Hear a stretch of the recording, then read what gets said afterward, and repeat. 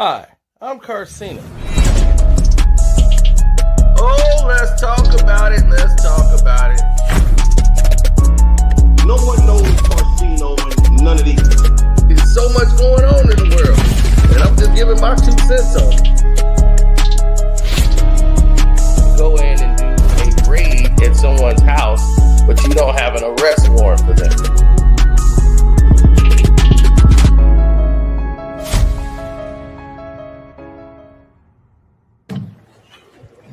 All right, gamblers hitting the jackpot in Queens. The first table games casino is now officially open, and owners are calling it a win-win for players and the community, with hundreds of jobs created. Antoine Lewis is going to be here with a look inside, but as we can tell, a whole lot of people, this is a controversial thing, as people were for this, against this, but as you can see, doors are open and people are excited to get inside.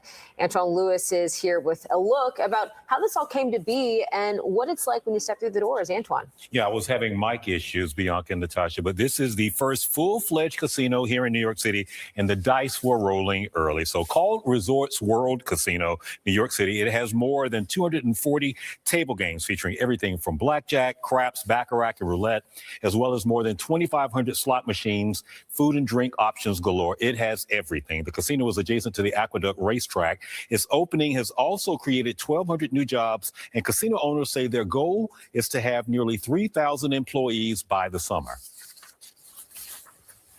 We do not build and walk away.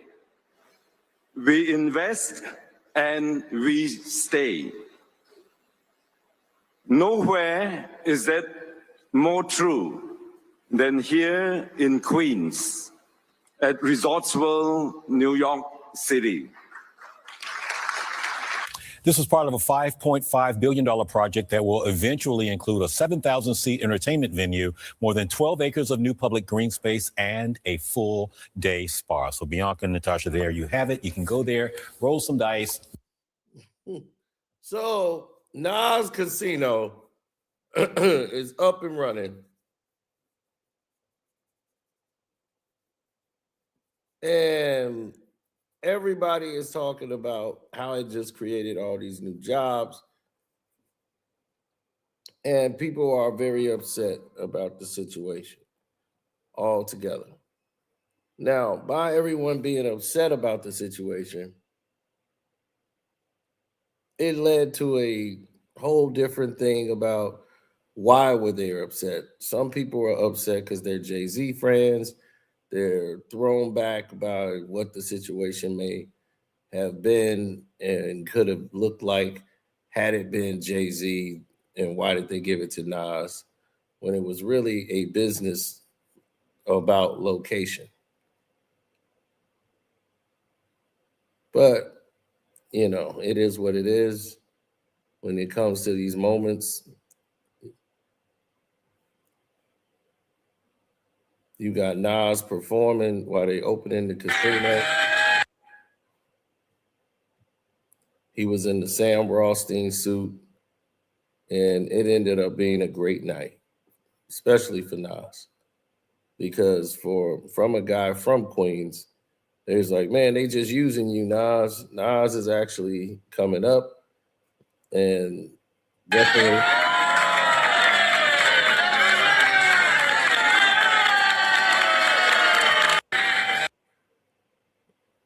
They're not using him as a face. He refused to let them use him as a face. They had to bring him in as a full partner. Unlike Jay-Z, they'll use him for a face.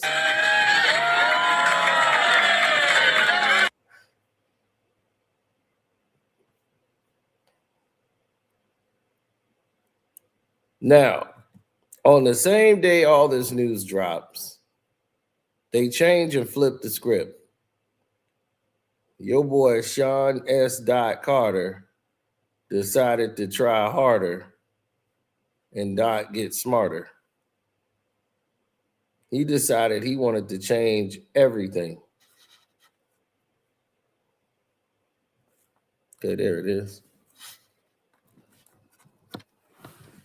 All right, there we are. S. Don Carter wanted to try everything a little bit different than everybody else. So he had already previously recorded an interview with the New York Times, but it was not released until all of this controversy, or this attention was going towards Nas.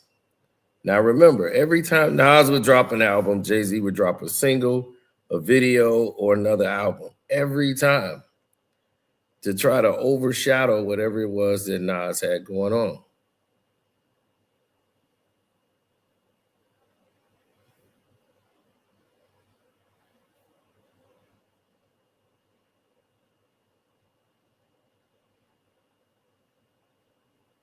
Oh, he was the king of it. Jay is not who y'all think.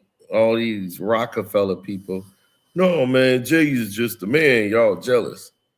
No, that's jealous Jay there, baby. Jealous Jay does not like anyone stealing the attention away.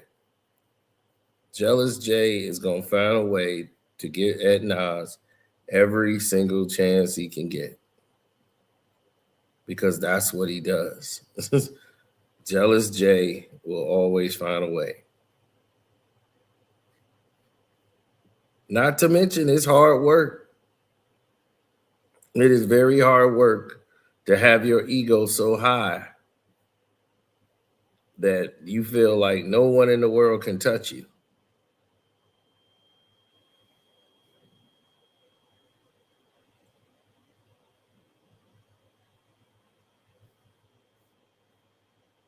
Yeah, when you got people like Jay, this is a constant for people like this. They have an ego that needs to be stroked at all times. And it gives them that ultimate high when they feel like I'm invincible. Can nobody get near me? And if anybody was a threat or had done something to them, they either have to befriend that person or they have to try to submerge themselves over the top of them and try to smother whatever it is that they're doing to make themselves look bigger.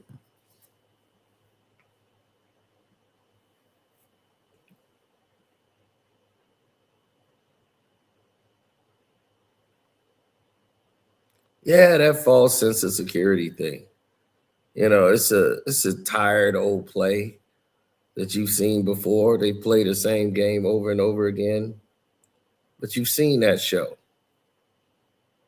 It's tiresome. So now when it comes down to straight reality and people want to get into hip hop or get into the entertainment space, they start to see things not as, things start to look a little funny in the light. Like they could separate the real from the fake. So Jay had them upload the interview and drop it as soon as Nas' whole everything was out. Jay wanted them to release it so he could steal the attention away, because he's still embarrassed over not getting the casino. So he knows that's going to come back up in the timelines and the algorithm of him failing to get the casino. If Nas' casino is able to ride and dominate the charts, he couldn't have that. He couldn't have nobody in that space but him. He don't want to be reminded of how embarrassing it was for him to lose in that space and made it look like Nas beat him. Even though it wasn't a battle and Nas not caring about it, in his mind, oh no, that can't happen. Especially when the people were carrying on like that's what happened. It's like the people think I lost. I can't have that. That's too bad of a look on me.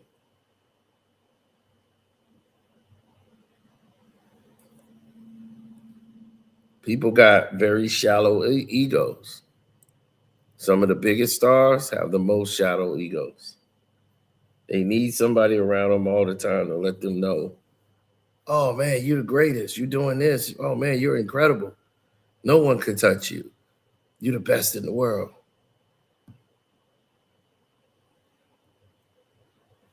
The first time I wrote a rhyme that I thought I could do it was, I'm the king of hip hop, renewed like the Reebok, the key in the lock with words so provocative. As long as I live, I'll be. When I caught that pocket, I was like, oh, I got this. So Jay felt once he started rhyming, he's going to sit down with the New York Times and start explaining to them about who he was, the whole narrative of Jay-Z, and pretty much his legacy.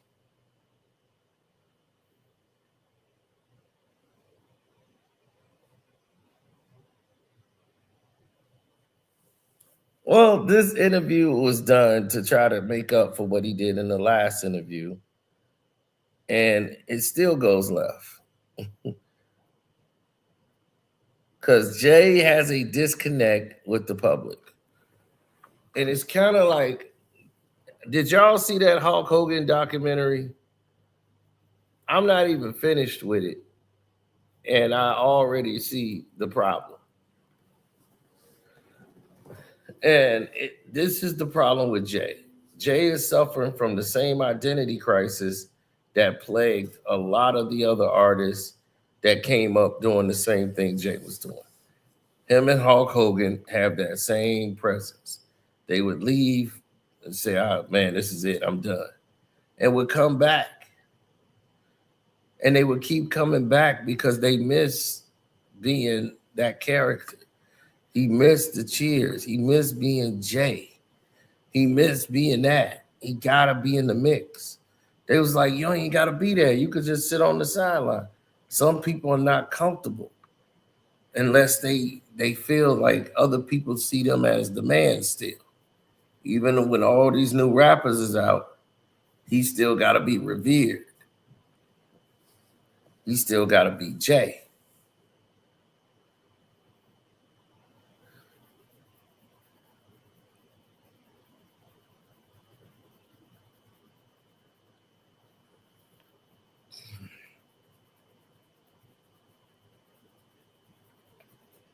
Now, Nas is different. Nas is a cool, laid-back dude. Now, he wore the pink like he did in the video, Street Dreams, wore the pink suit like Sam Rothstein in the casino. So that's why he brought out the pink suit again. But he's like the cool, laid-back guy. You know what I'm saying? And Jay was always the corny dude trying to be cool. But in real life, he's a corny guy, a mimic, no creativity.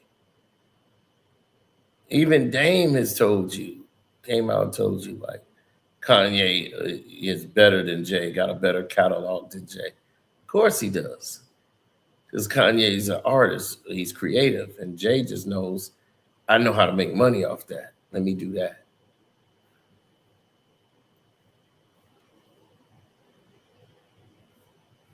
So to see Jay the way he's forming now, it's like, wow, really? Because it's something you ain't going to be able to process or understand until you see it happening. Because it doesn't make sense.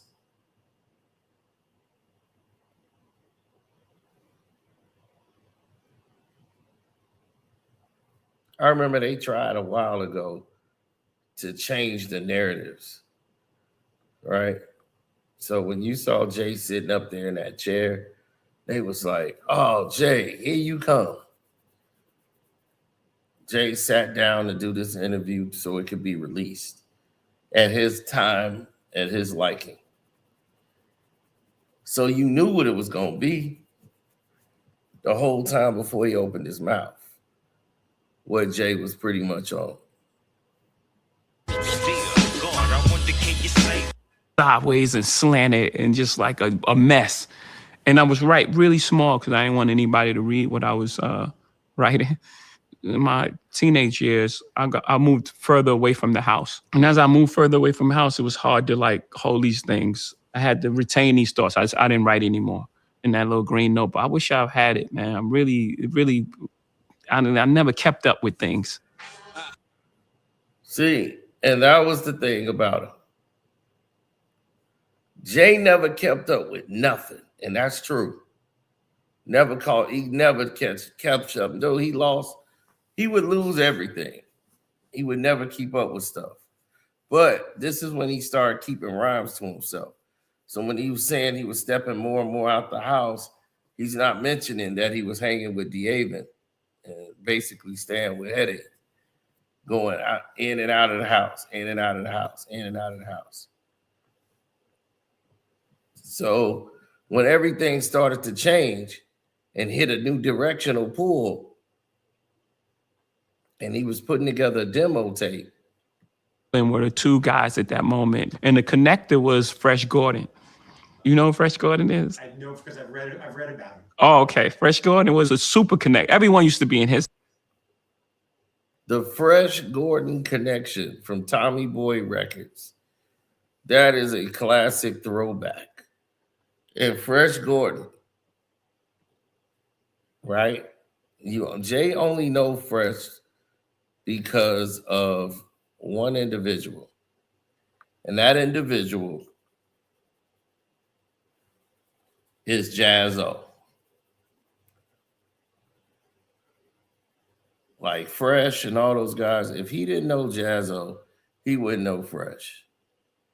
But Jay tells the story while cutting other people out of this story. So back in the days, Tommy Boy and all the other hip hop records that was coming out in the 80s, this was the plug. This guy had all the artists meeting up like at his crib. His crib was stupid, even back in those days.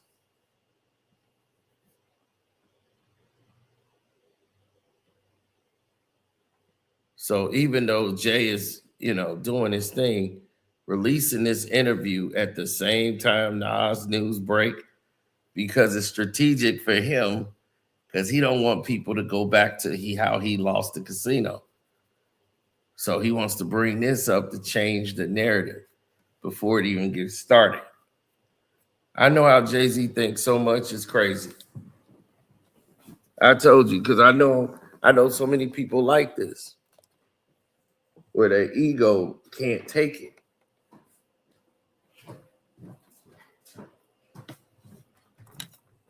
It's similar to Drake. Drake battling fans because how they felt about him losing the battle. He kept doing stupid shit after stupid shit right behind each other.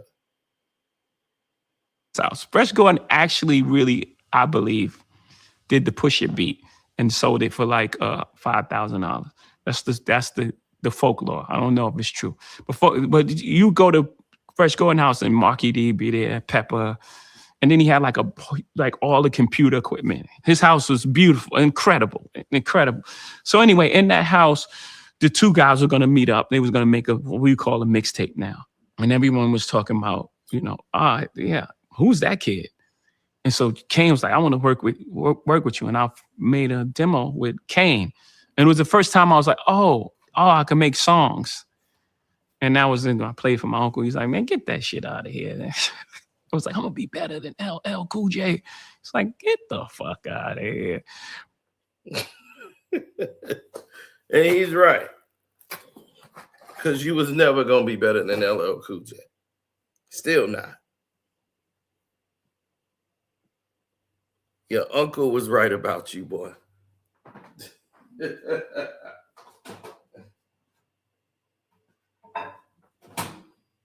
Now, here's the thing.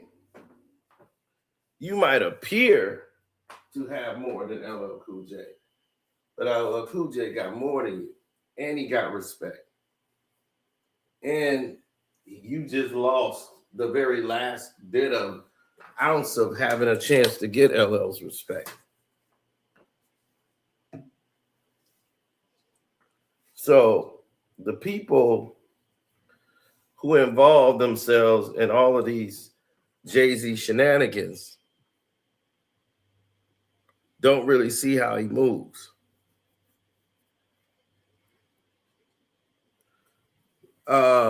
You say, so you think Jay-Z's better than LL? Well, you young, Kyrie. But I'm going to tell you right now, since we're on the subject, LL Cool J got a song named called I Need Love. Name me one Jay-Z song that's up there with I Need Love. What's Jay-Z's I Need Love?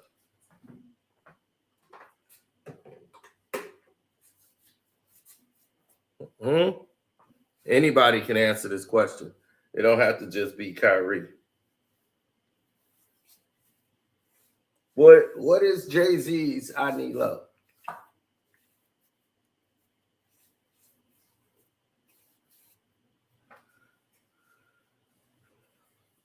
Song Cry?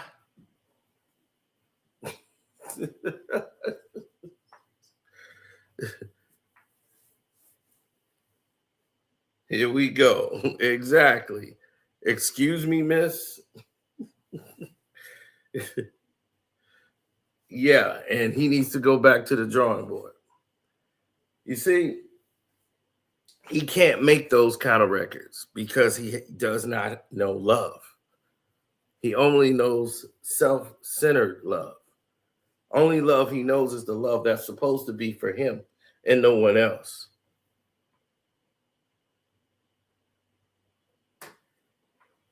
Soon You'll Understand is not the best work he's ever done, but it's not a love song. It's not a song about love. It's a song about him. He's loving himself. He's saying, soon you'll understand why he's a piece of it. You'll understand why I'm bad for you. You understand. That's what the song is about. The song ain't about I need love. The song is like, just leave me alone. I'm no good. That's what it soon you'll understand.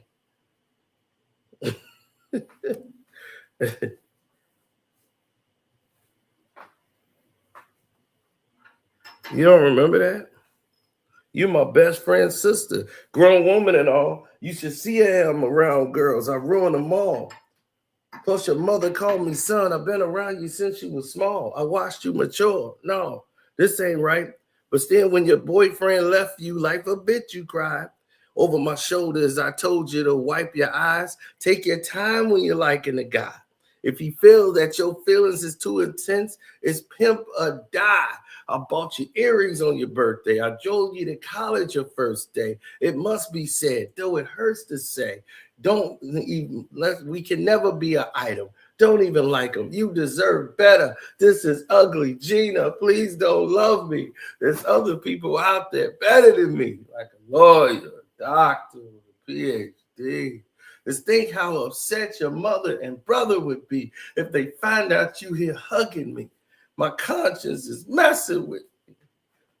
See, that was him pouring out his heart about himself.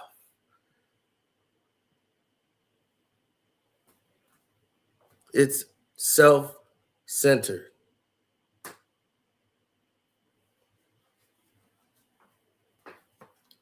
No real emotion, no energy, no light. It's bland. That's like chicken with no seasoning.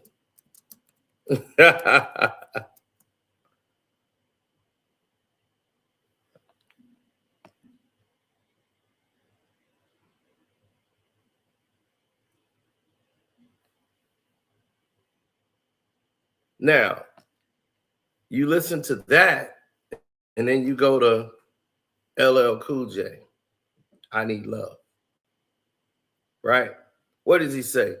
When I'm alone in my room, sometimes I stare at the wall. In the back of my mind, I hear my conscience call, telling me I need a girl who's as sweet as a dove. For the first time in my life, I see I need love. There I was, giggling about the games that I had played with many hearts, but I'm not saying no names. Then the thoughts occurred. Teardrops make my eyes burn. I'm saying to myself, look what you done to her. I can feel it inside. I can't explain how I feel. All I know is that I never dish another raw deal, playing make-believe, pretending that I'm true, holding in my laugh if I say that I love you. Say no more, kissing you on the ear, whispering I love you, and I'll always be here. Even though I often reminisce, I can't believe what I found. A desire for true love floating around inside my soul, because my soul is cold. One half of me deserves to be that way till I'm old, but the other half need affection and joy and the warmth that is created by a boy and a girl. I need love. Do you understand what he was doing there? Do you know how smooth he dropped that lyric, that verse? Are you crazy? You think Jay-Z could do that? He can't do that. Jay can't do that. No rapper could. They was all trying. They have been trying for 40 years to make I Need Love, and they can't.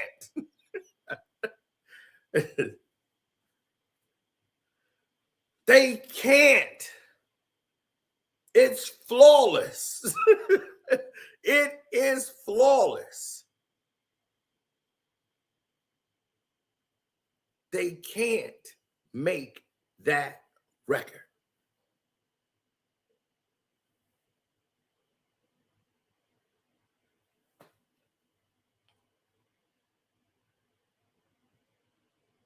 That's why he can never be LL Cool J or better than LL Cool J, because it wasn't the song, it's the lyrics and the flow.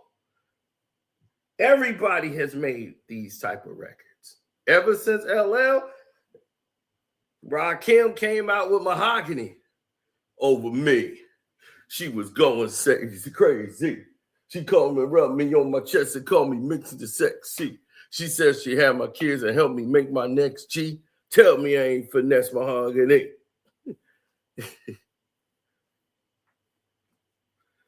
It was like, it was love, but it was just tough, gritty. No one could really do it. And Big Daddy Kane started coming back with the treat me right. Rappers like, oh, we could talk about the women we love? Cool. Everybody had a rap song. Then Kane started flipping. Yo, I'm diving and dipping and flipping and giving punks a whipping. And I love you, baby girl. Yeah, the chocolate love. So Kane started coming with the love songs. The only song I've ever heard that come close to I Need Love and that type of balance is Dear Mama. That's the only song out of all the years of hip hop. Only one song comes close to being up there with I Need Love. And that type of balance. And that's Dear Mama by Tupac. That's it.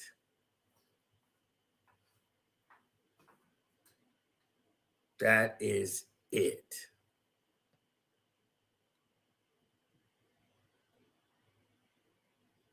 Now,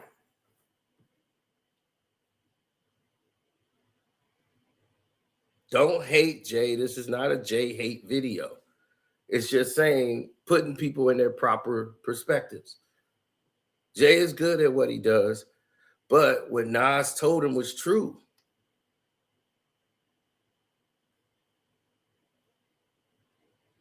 Your rap style is primitive. Your level is second grade.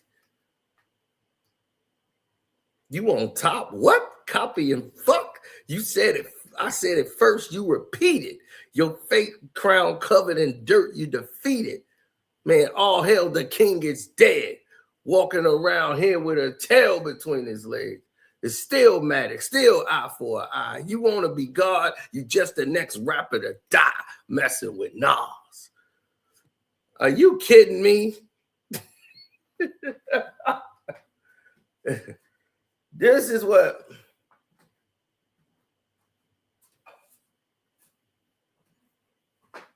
Now,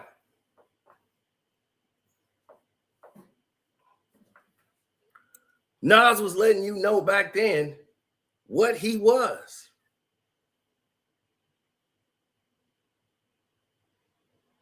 Devils ain't got no love. This man is comfortable with being who he is. He's very comfortable knowing that the people around him are devils. He's okay long as he get his.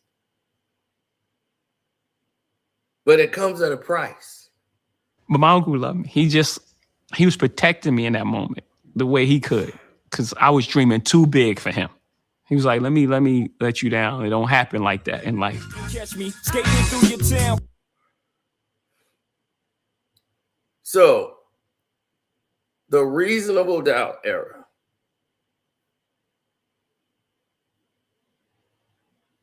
This is the era where Jay-Z changed the game. Reasonable Doubt was a blow of fresh air. It was fresh air coming in a room. And the reason that it was fresh air coming through a room, because RD was an album that changed the sound. Everybody was Tupac crazy.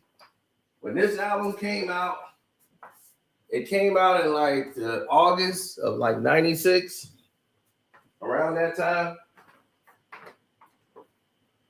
When the album dropped,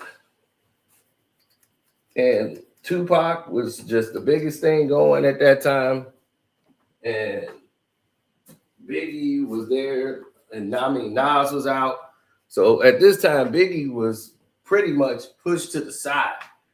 Nobody was really talking about Biggie at that time because Hit 'Em Up, it just came out. Biggie ain't said nothing. They waiting on Biggie to respond.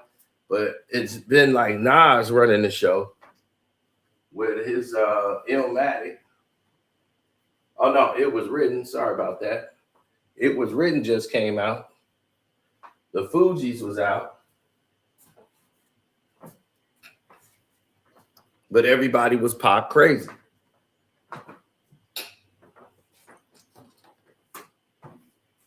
And then Nas and the Fugees and Lauryn Hill, they were running the show.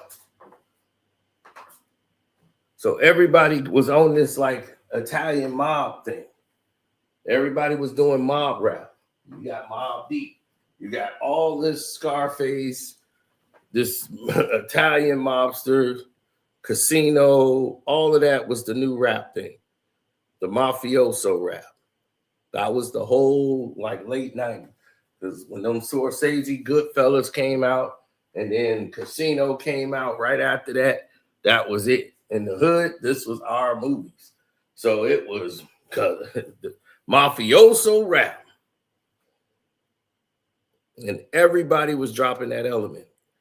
Rockefeller came in with a whole different sound because they had guys that was musicians who were actually signed to the label, like Chris Strong, you know, and like R&B artists, and they played these type of musics, like old like songs that Jaden Mama would listen to, like Renee and Angie, Ohio Players, all those type of things. So they was going back to like the Mac type days and the 70s sounds and those early 80 records.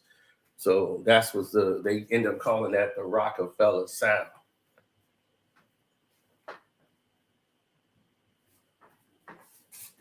Right, like them black exploitative films, like Three the Hard Way, they was rocking like that.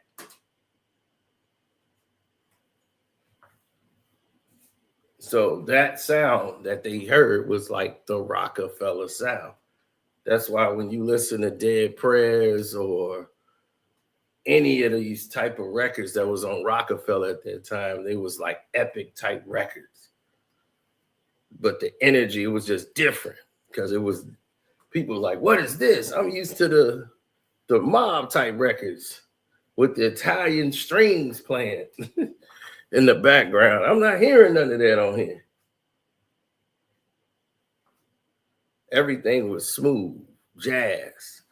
You know, even they looking like jazz musicians on the damn album. Jay-Z got on a suit where he looked like he the band leader. They don't look like mobsters. They look like they getting ready to play in a band, like a jazz band.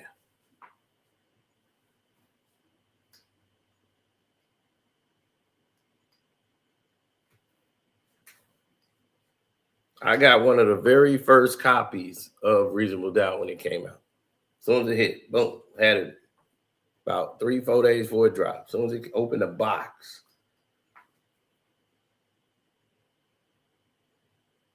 So if you got the 45 on the CD, you know you was one of the first ones. You ain't got the 45 on the CD, and then you ain't got the original.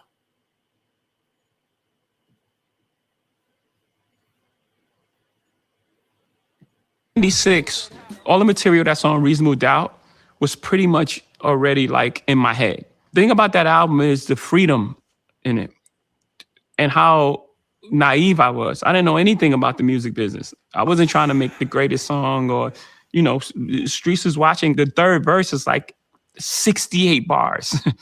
It's not like 16 structured bars that I know is like be palatable for the audience. Now, what he means about the streets is watching, because the streets was watching was pretty much kind of based on a lot of reality. A lot of things Jay knew about, things that happened in reality that went away that he wasn't thinking about.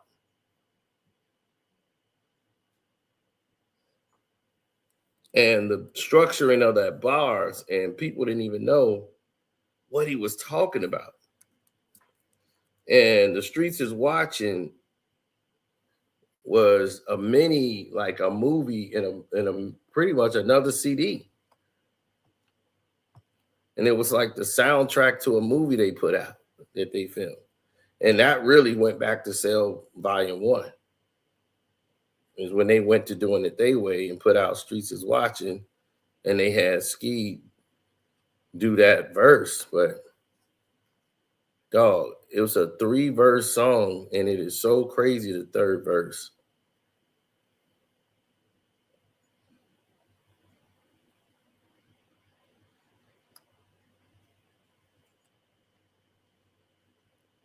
They would never let that happen in today's rap. That's what he was talking about. He was like, because he's counting bars now. He's like, that's like 68 bars. That's how you know you've been rapping a long time and definitely been in the studio a lot. Jay know exactly how many bars, everything that was going down. That third verse in Streets is Watching is probably one of the longest goddamn verses you probably ever want to hear.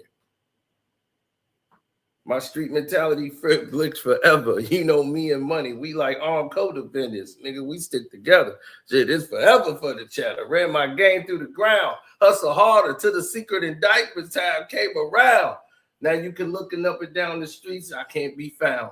Put in 24 shifts, but that ain't me now. Got a face too easy to trace. Nigga Miles got slow leads. Had to hire a team of workers, couldn't play those streets. See outer space like Mercury, you're jerking me. Hectic had to call me up like the wolf sent a message to me. It said, let's play fair. We can stay here trying to transform these boy to men's like daycare. Had his money to be made. Niggas got the picture. They stopped playing with my paper and we got richer. Then them times fell upon us. Had the staff and ones, the other half in the casket laying dormant. I felt like life was cheating me. For the first half of my life, I'm getting money, but it's like the conscience is eating me. Was this the lesson God's trying to teach me? What he's saying that if I played the game straight from hell, would few came back like bad coat, pimp or die? Was my mind frame bad? When niggas was thinking simplify, was turning cocaine to crack? It's like I had the whole brain to act. Maintain a stack, not collide like two trains on the same track, but get my life together like the oils I bring back. If the bottom of the pot where the water gets hot, got my transporter to take it across the border to stop, to set up shop with a quarter of rock. Here's the plan. For 3 straight weeks, dudes got slaughtered. The block, but you know, the game is food and it fucked up, and me and my dudes One drought could wipe a nigga out faster than the cops. An unstable way, just living just had to stop. Half of my niggas got time. Well, we done real things. By 94 became the subject of half of y'all niggas rhymes. Public apologies to the family that's caught up in my shit. But that's just the life of us being lost souls brought up in this shit. The life and times of a demonic mind excited with crime, and the lavish luxuries just excited my mind. I figure shit, why risk myself? I just write it in rhymes. And if you feel me, and if you don't like it, then fine. The mind of the state of a nigga who boosted up the crime rate so high in one city, they sent National Guards to get me. National Guards to get me. Shit, see? And that was all one verse. One verse. So I know exactly what Jay was talking about. And all that's from a real situation. If anybody want to indict Jay-Z, play the third verse of Streets is Watching. He tells you everything that's going down in that verse. No lie.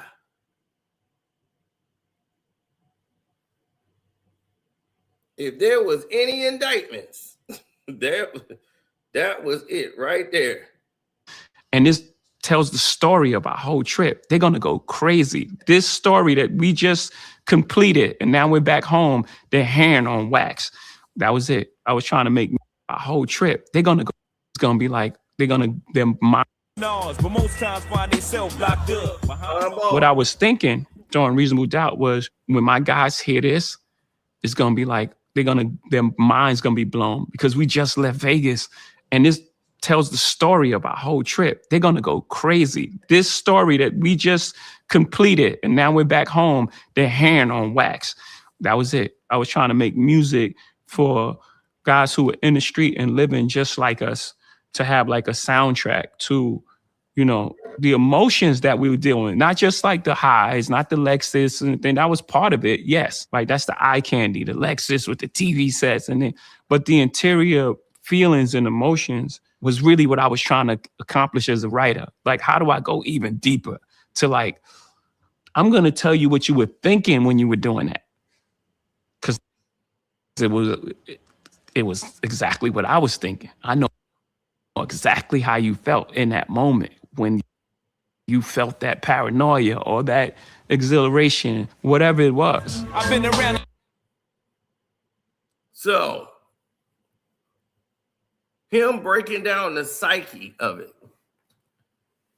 of what he was doing, hustling, and that goes along with anything. It's the hype of the rhymes, too. People get a rush for being in the booth, writing studios and the working. They love that. It's like adrenaline. Some people love the stage. They get up there, they want the adrenaline. And it's just part of the ego. A lot of it just passion.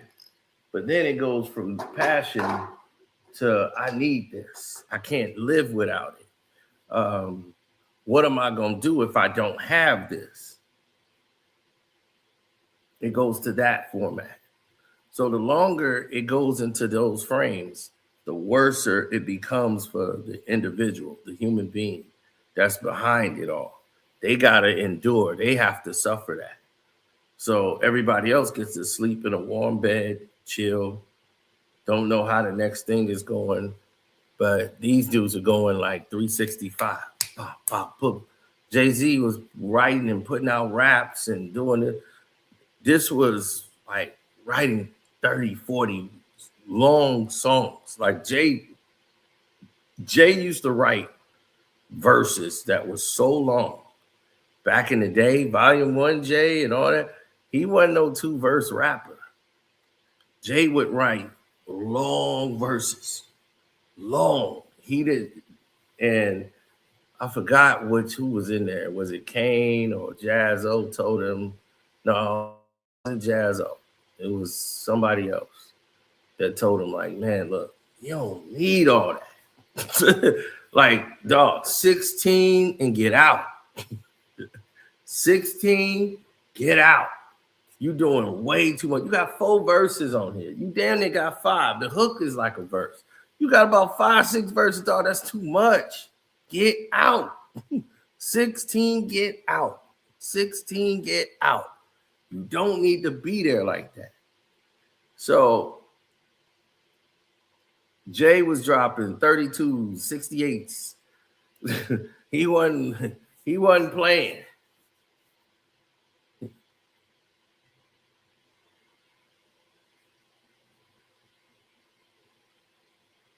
The thing about Method Man is that's his process. Method Man would rap and then he would catch a groove, a rhythm, and would keep going. But the thing with Method Man, the reason why the cuts kept coming in is because when you're doing an album, some people bars got to get cut. You got like 9 rappers, 9 super egos in the room, and you only got a certain amount of space on the song while you're making the record. So if somebody's verse get cut in half and they felt like, man, I was getting into my groove, as Jay called my pocket, and I'm hitting that pocket and I'm going with it, pop, pop, pop, pop, and I'm in my lane and I'm cooking. Meth starts cooking, or he'll feel like, oh, I'm rhyming, I'm throwing words together, and then it just starts clicking, and he just start going. And then he starts to take over, and you start to feel it. Yeah, that's how, but RZA come in, listen to the song, and go, all right, I'm gonna cut it here, and I'm gonna cut here. Then if Meth get cut, it's plenty of people that didn't have their rhymes cut. But if Meth get cut, he turns the whole mood to sour, sombering, miserable, just taking it out on everybody. They used to it because they know Meth. And this is crazy because he's like the biggest star in Wu-Tang, but they treat him like he's anybody, just anybody, because he's, one of them. They remember when he was nobody. So they treat him just as equally as anybody else.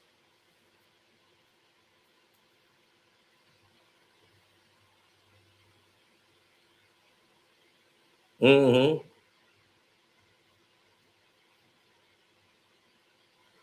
That's because it's always been like that.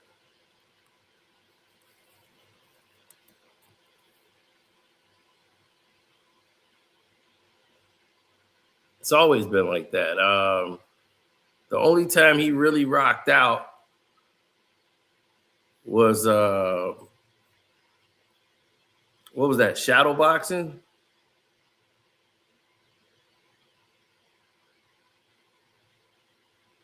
When he did the last verse and he just kept going. And they just let it go. What was the last verse of Shadow Boxing? Jesus Christ. Now y'all got me messed up. The last verse of Shadow Boxing. Oh, Meth is a moody dude. Hell yeah. Meth has always been moody.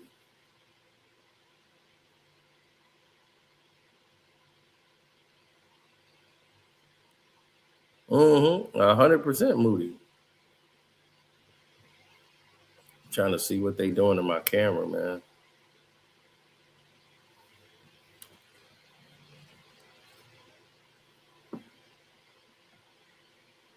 Ah, there we go. We wiped out that mirror thing. I hate the mirror.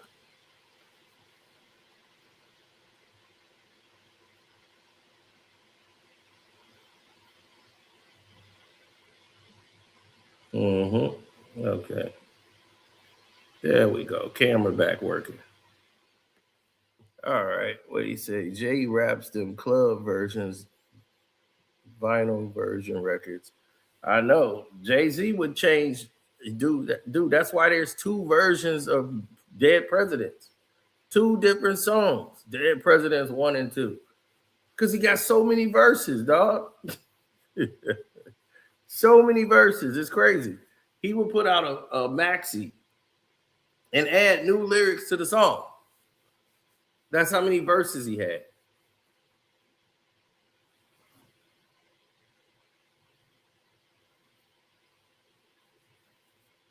Crazy.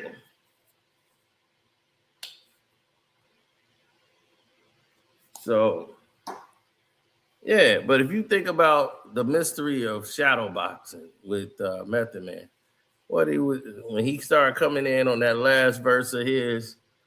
What was it? When my mind starts clicking, and the strategy is mastering the plot thinking. It be that Wu shit.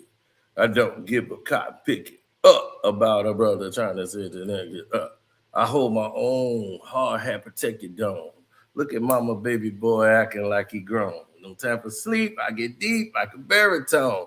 Kill a bee that be holding down his honeycomb. Lounging, son. Woo brother #1. Protect your bag. Flying guillotines. Here they come. Bloody bastards. Hard time to killer tactics. Spitting words. Plus semi-automatic slurs. Peep the graphic. Not from the genie bottle. Hit the clutch. Fill gear. Now full throttle. Time to bungee to the next episode and keep it grungy. Hands on my nut sack and spitting lunges at a wet nigga that don't understand the fact when it comes to RZA tracks. I don't know how to act. Real rap from the stat. Killer Hill projects, how to be exact. Break it down. All in together now. Things are looking good, feeling better now.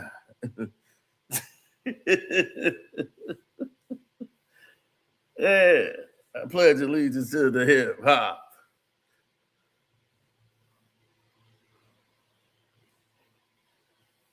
Man, those were the times when meth started flowing, man. You got to let it go.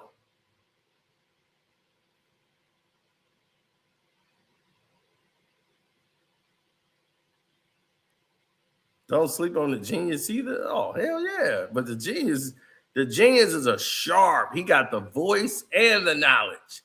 That's why he was considered the best. Like he said, we form like Voltron, and Jizza is the head, the genius. Because lyrically, that man was a genius.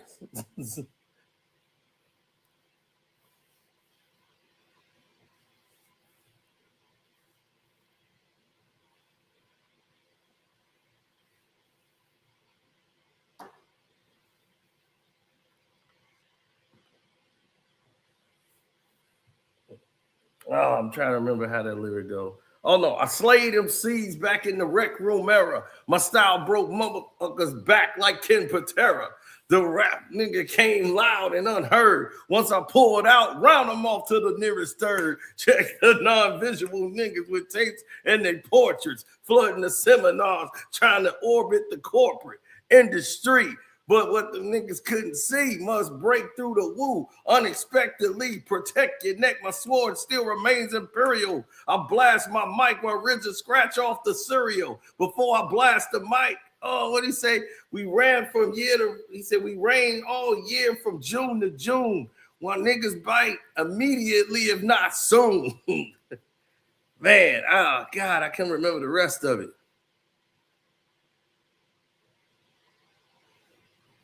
Yeah, Jizzle was coming hard, man.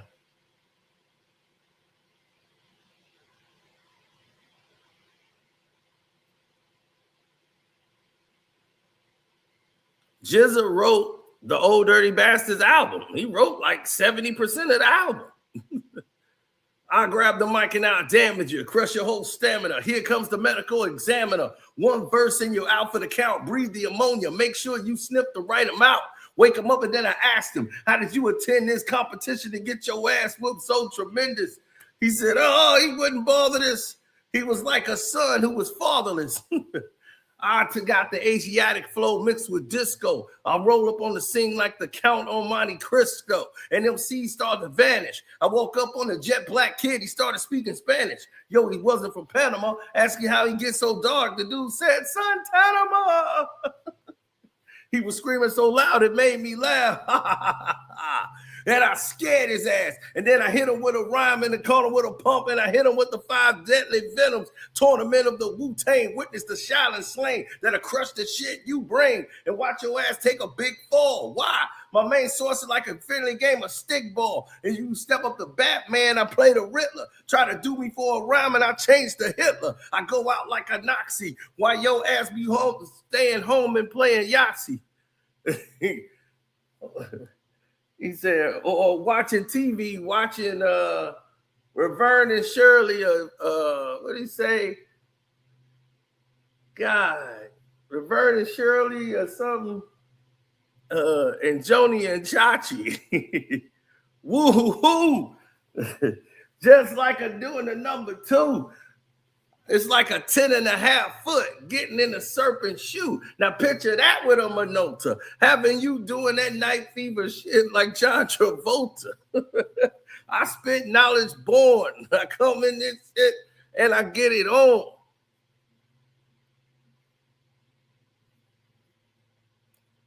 Oh, Happy Days. Yeah, there it is.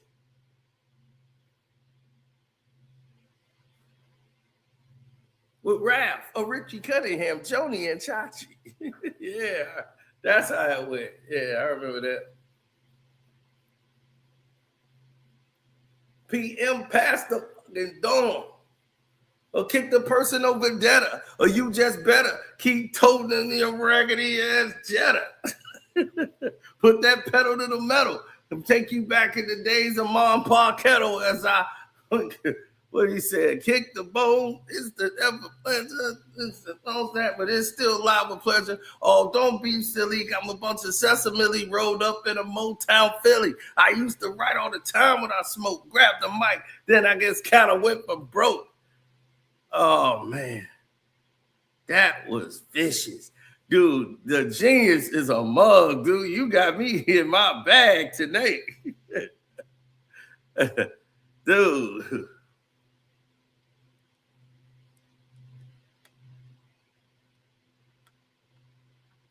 Right, shoot, Capadonna. When Capadonna dropped the pillage, oh, whew. Capadonna came and sat. We sat and talked for a while. He came up here and chilled because he was on a promo run by himself. Nobody really came with him. Underrated classic album.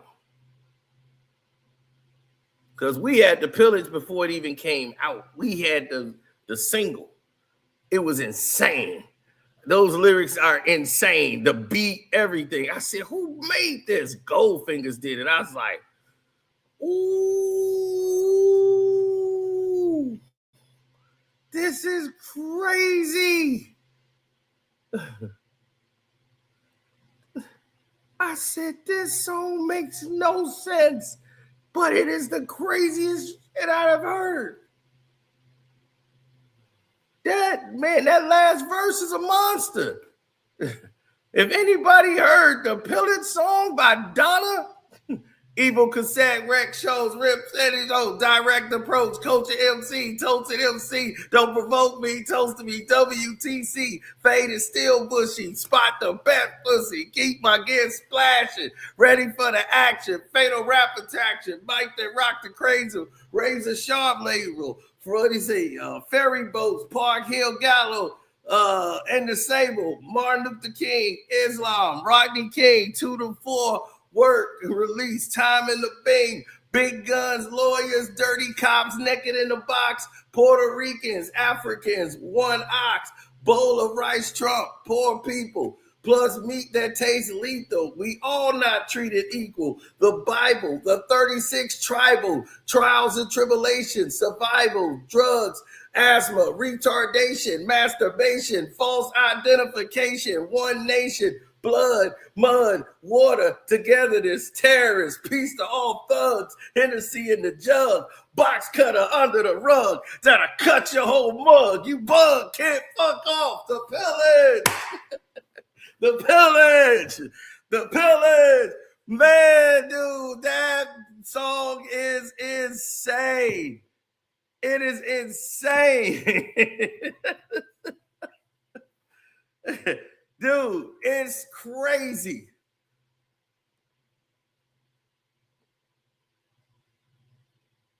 Yep, false identification, One Nation. Yeah, that pillage was crazy. So in the heart.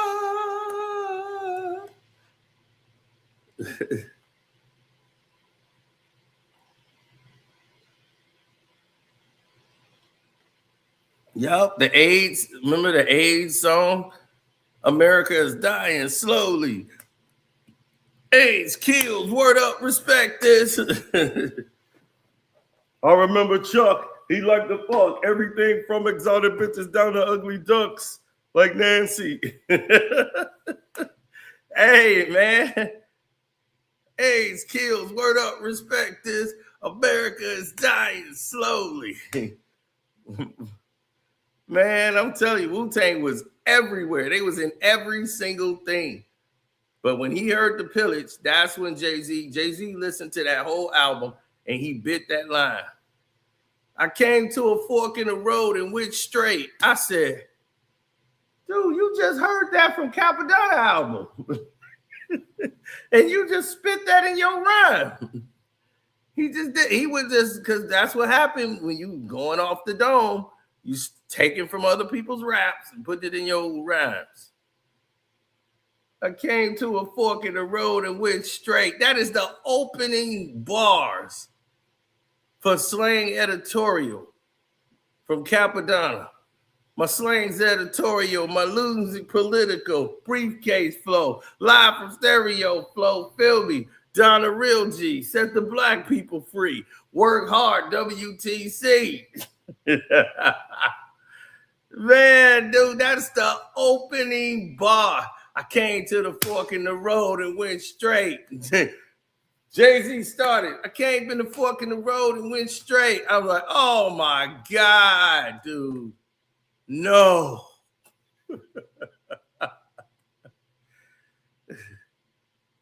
I mean, he just stole Rakim's whole song.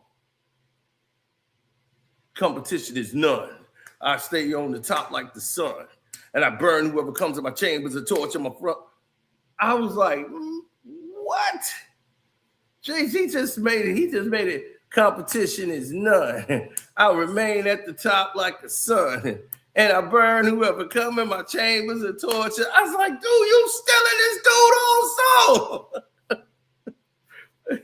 You stealing Rakim's whole song, dog. It was crazy.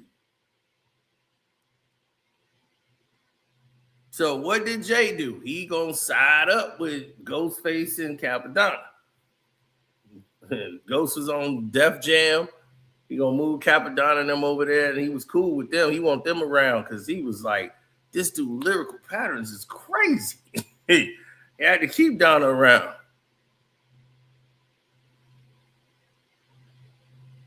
Run, you best to run, get off the set, Jet, find another project. Weed, he's like, weed in your piss and parole, gotta have it. Run like a rabbit, homeboy, this is it. Hang glide off the fire escape, I made it. Oh, man, I'm telling you, man, this, dog, that run is crazy, dog. Man, y'all got me way off subject. Y'all took me to a whole new direction. It was like, oh, forget all that J stuff. We talking about some real hip hop now. It was like, oh man, this just came out. People start pulling up with songs like, yay, what about this? All right, let's get back on track. Jay wants to talk flow patterns.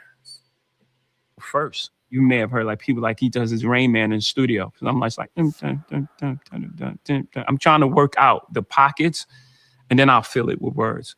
What Biggie had was a jazz pocket that we didn't really know we was listening to until later on. One of his neighbors was this like jazz musician who would take him to.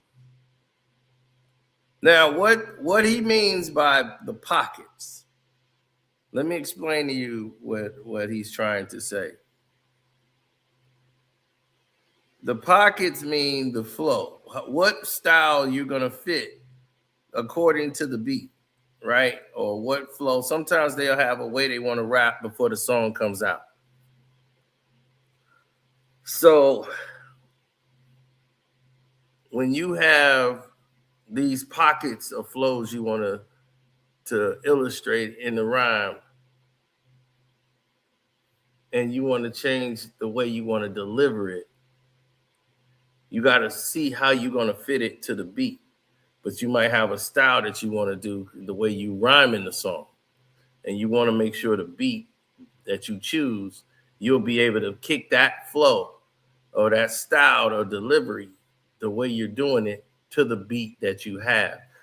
So you're trying to work it out, and you're trying to work out how you're going to deliver the verse. And if you couldn't do it, then it would probably be a problem, and the song would come out badly. Biggie had a jazz to his flow with a reggae delivery, and it made it smooth because it was flawless from Big. Big lyrical approach was insane because what Big would do,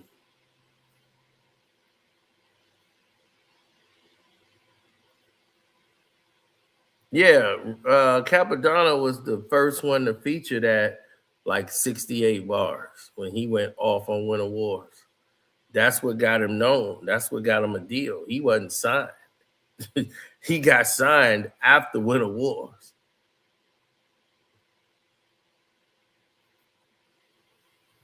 That's when he got a record deal. Now, when Jay's trying to work out songs in the pocket, what he does now is like back in the day, he would do that before the track would get there. Like he'd be working on a rhyme in his mind, but everything else, he waits to the beat. Jay now waits for tracks. And once he gets the track, it's easier. The process is way more easier to come in and start doing all of your flow stuff. You know, you could really flow to the beat. Like you can start writing to the track the way it sounds. Like what can I say? Jay-Z is a jazz rapper himself. That's why they was calling him Jazzy. That's what Jay-Z was supposed to be short for Jazzy. Now, his flow is mostly jazz. He raps to hi-hat beats. He's a hi-hat rapper. If you go back and think and listen to it, Jay-Z's songs are hi-hats. Da, da, da, da, da. Encore. Da, da, da, da, da, da. He's a hi-hat rapper. Da, da, da, da, da, da, da, da, da, da,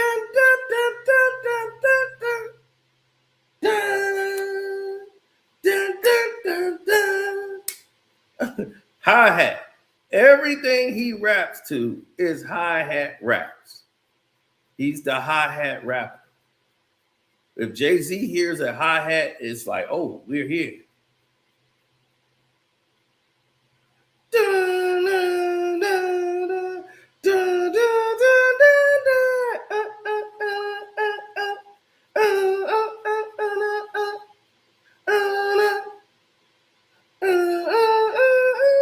Right.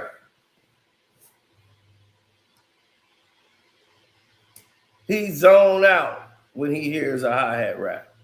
Jay-Z has no plans of ever not rapping hi-hats.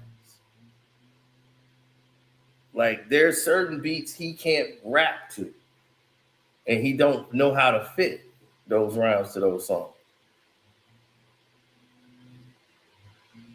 He's not somebody that could rap to the drums like that and get off on the drum beat.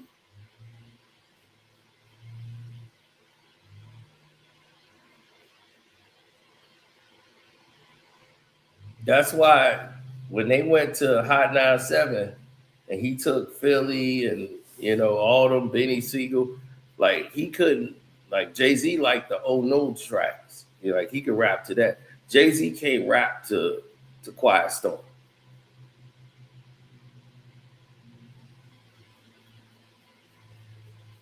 That's why he got Benny Siegel to do it. Like Beans will eat off that beat. He love that Quiet Storm. He love beats like that. That's talking to Beans. You know, like he gonna spill on that. Everybody else, they can't rock to that. So you need to have the direct the direct response to what you're going to put into a song or how you're going to place your lyrics, your hooks, everything.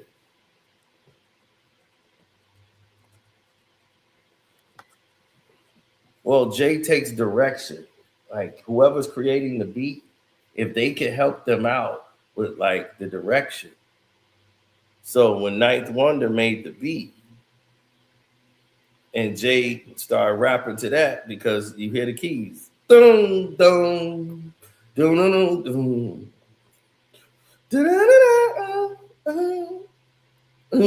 dun. He's rapping to the hi-hats.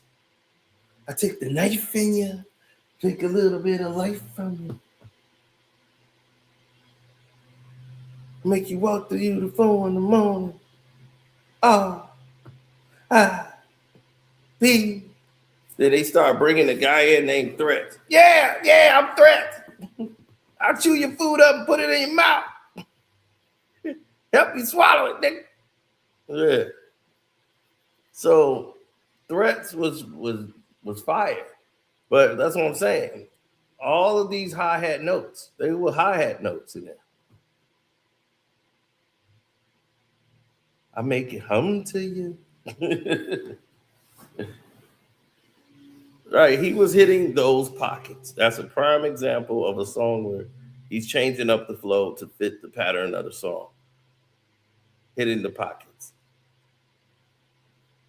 To like shows and things like that. We knew Rakim was come from a jazz background. Right, so we understood I got to tell every lyrical demo, down. So he's mimicking a horn, but Biggie was so unorthodox that it was like, Jesus.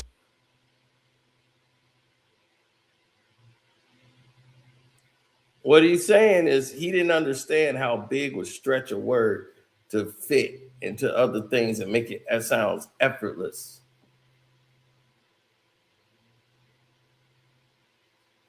And he could make a rap to any track.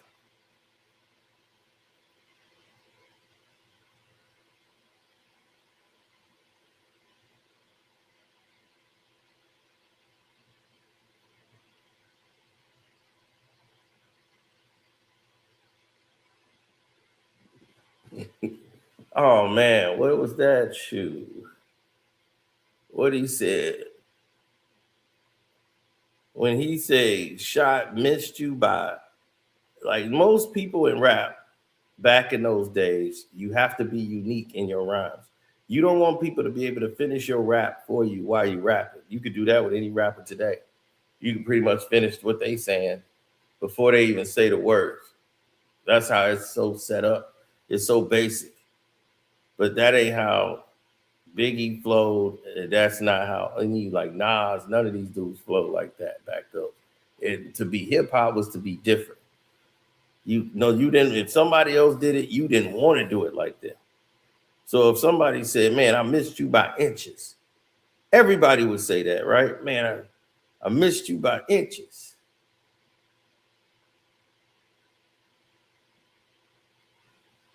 Now, if somebody switched that up and say, what word could I put in place of inches?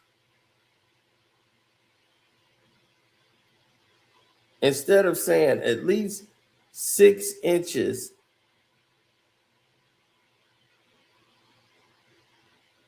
how could I switch that up?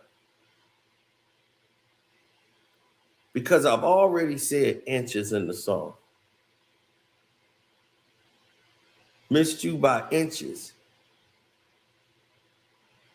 If I've already said inches in the bar, I don't want to say inches twice.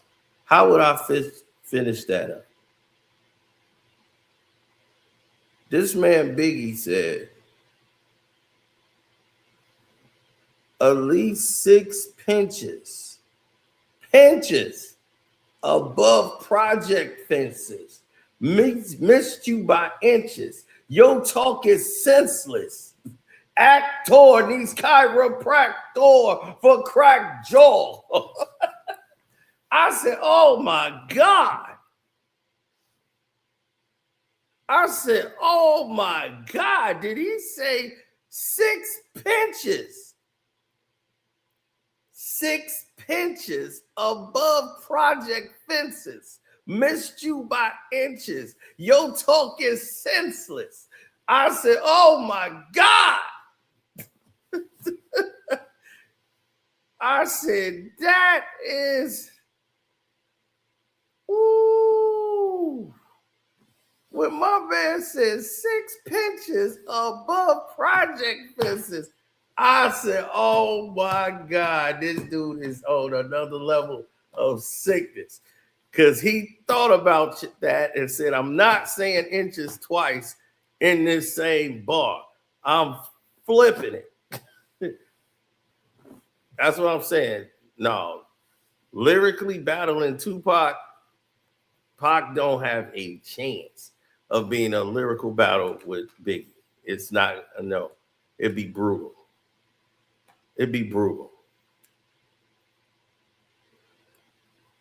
That's what I told people. I'm like, look, Pac would win in the public space of just him ranting and going off and yelling. But he is not going to beat him in a rap battle.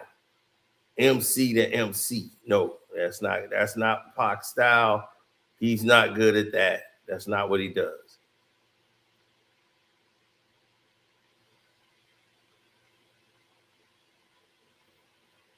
No, he would win public appeal from going off on Biggie, yelling at him, you fat mother, my fofo, 380, 22, my M16. You know, all of that stuff, but he's not gonna beat him in one-on-one, Pac makes 70. His thing about Tupac is his consistency.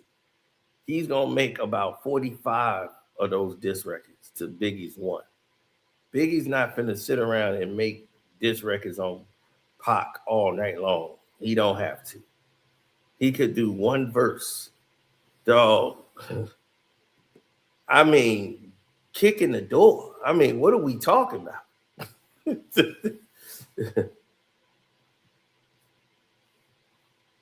I mean, what are we really talking about?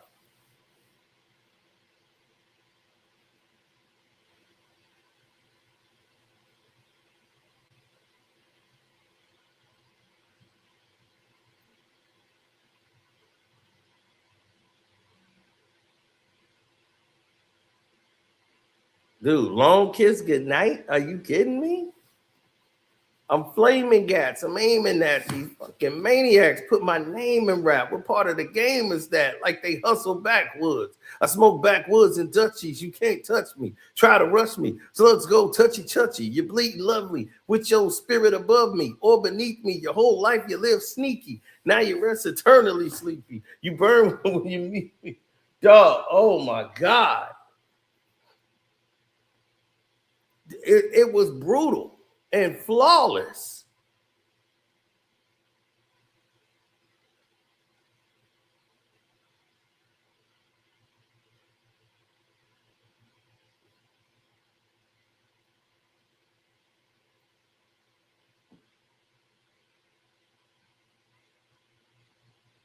Rest where the worms and the weak be. My 9 flies made baptized rap guys with the Holy Ghost. I put holes in most. You hold your toes shaky, slipping, trying to break me. Look what you made me do. Brains blue. My team in the marine blue 6 coup. I'm like, oh my God, he's talking about the hit. Who didn't know he was talking about the hit? I'm like, this dude is crazy.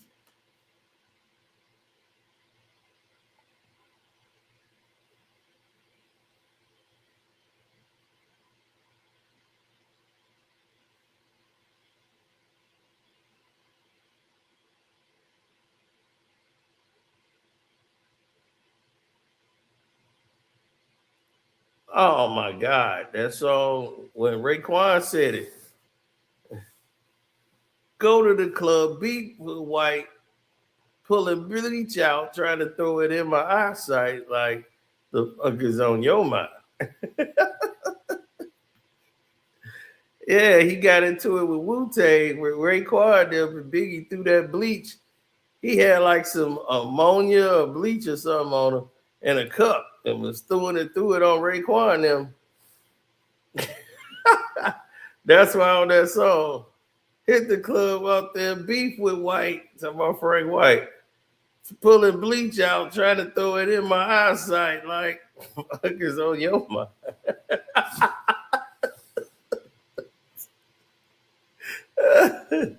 Hey, he was outnumbered. Big was outnumbered that day.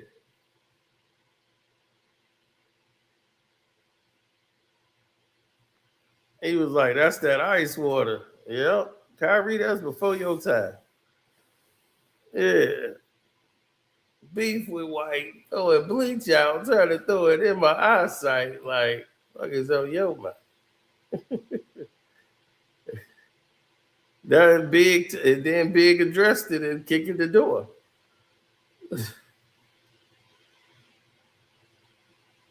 What he said?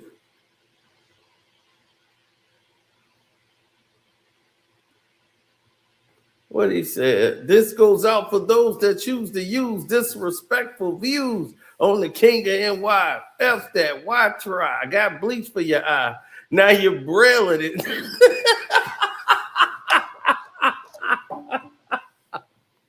Now you're brailing it. Slice that white. I'm scaling it. Conscious of your nonsense since 88. Sold more powder than Johnson and Johnson. Toast still like Bronson. Vigilante. You want to get on, son? You need to ask me. Man, I don't know how Big had that ammonia or that bleach or whatever he had, man, and threw it in. He threw it over there. Like, they like, man, what the heck is that? He trying to get up out of there, man. He ain't trying to get stabbed up by them Staten Island dudes. Yeah, Fat Joe and all them dudes with him. He had to call up Fat Joe now.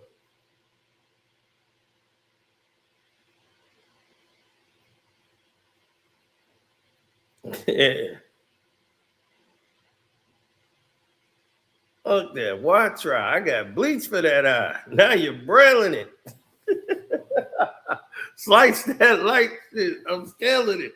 Conscious of your nonsense since 88. Sold more powder than Johnson and Johnson. Toast still like Bronson. Vigilante. You want to get on, son? You need to ask me. Ain't no other kings in this rap thing. They siblings. Nothing but my children. One shot, they disappearing. It's ill with niggas used to be on credit shit. Took home, ready to die. Listen, studied shit. Now they on some money shit. Successful out the blue. They lightweight. Frank Gilly, my 9 milli made the light shake. That's why my money never funny. And you still recouping. Stupid.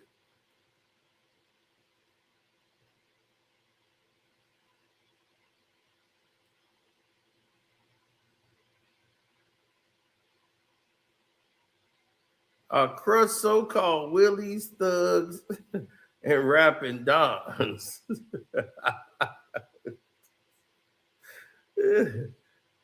So-called willies, thugs, and rapping dons. Get in that ass quick, fast, like Ramadan. And it's the rap phenomenon. Dun Dada. Fuck Papa.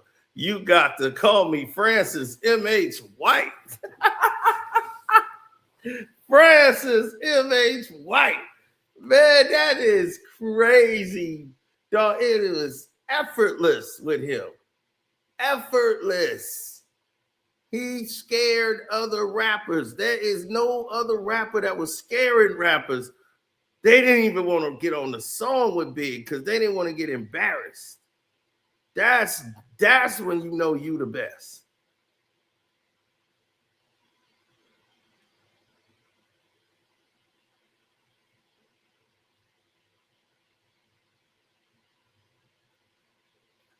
Jay has never had that impact. Nobody's been scared to get on a record with Jay-Z. That's just jazz, improv, what he was doing. I don't come from a musical family. Like, no the instruments, but it was just so much music in the house that it just was innate in me to think musically as well as Is how I'm gonna steal this shit. I thought lyrically. Even the first album, when I didn't know what I was doing, I listened to some of those pockets, and they all like melodic. One day you're cruising in the 7, next day.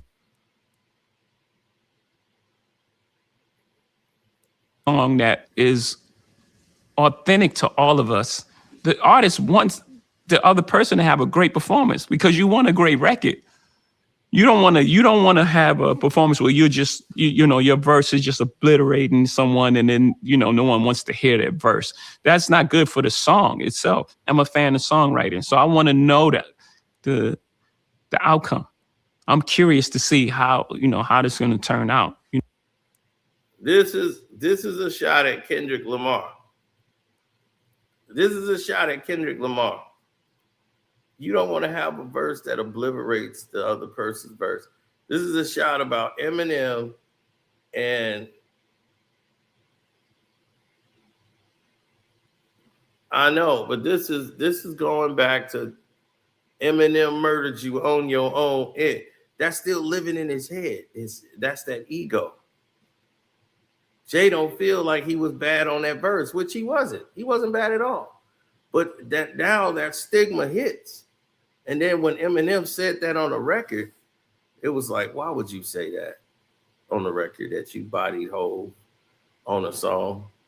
That pissed Jay off. But that still sticks in his head. And then when Kendrick Lamar came through and destroyed him on the remix on B Don't Kill My Vibe, Jay got on the remix and they was like, oh, Jay on the remix of B Don't Stop My Vibe. So when it came out and they had the Jay-Z version, Jay was unaware Kendrick Lamar added another verse to the record. He added a new verse.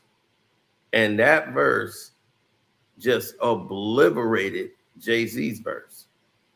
And everybody was, did you hear that B Don't Kill My Vibe? The remix. Kendrick just blacked out on that after Jay. Jay was so pissed off. Now it became a rule. He never worked with Kendrick Lamar again. That was one. Two. That was one. Two, he never, ever, and he made sure in every contract, every deal he done, if Jay raps on a track, nobody is allowed to touch a verse. Nothing gets touched. Nobody adds a drum. Nobody adds strings. No words. Nothing can be added without Jay-Z's consent, or you will pull his verse.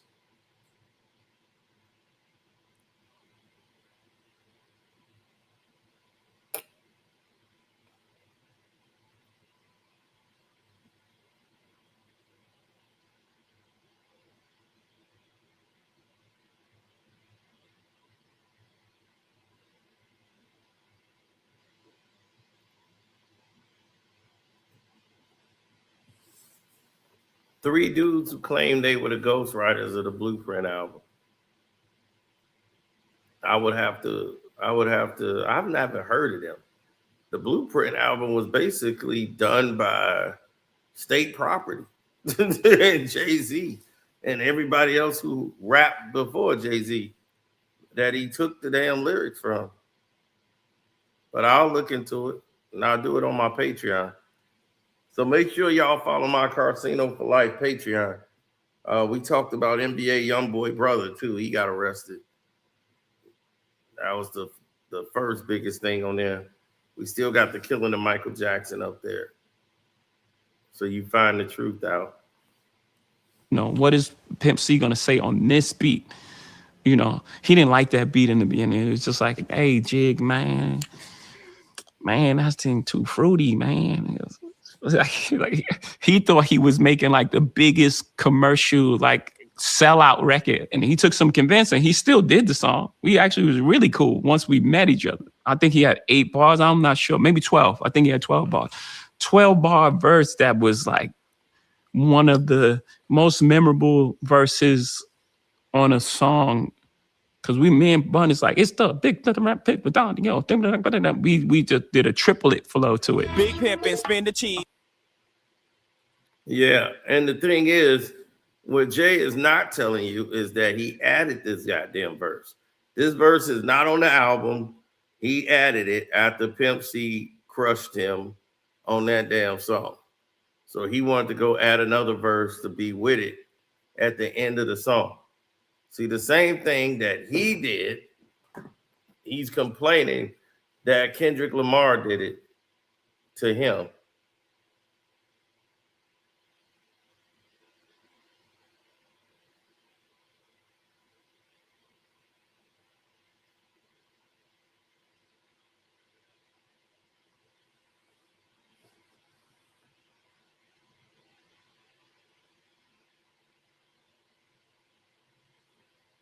Oh, yeah, you saw my Patreon videos.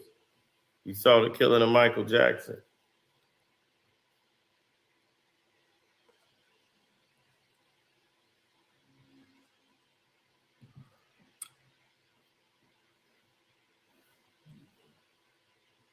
Oh, yeah, man. So,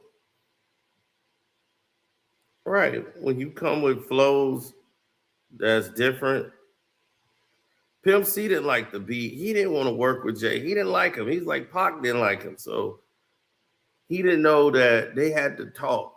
And he was like, oh, Pac didn't know him. He was just associated with Biggie now, man. Getting Pimp to do this was crazy. But he actually did it. He didn't even want to do the video. He missed the boat, everything. So he just filmed it. They had to film a scene with him by his crib to try to make it look like he was part of it. He cut it in like, I think, quarter note, whatever. He cut it like smoke. Right. They went on the beach with Pimp. Pimp is outside like his house, dog. He did not get on that boat with Jada. Brooklyn's finest.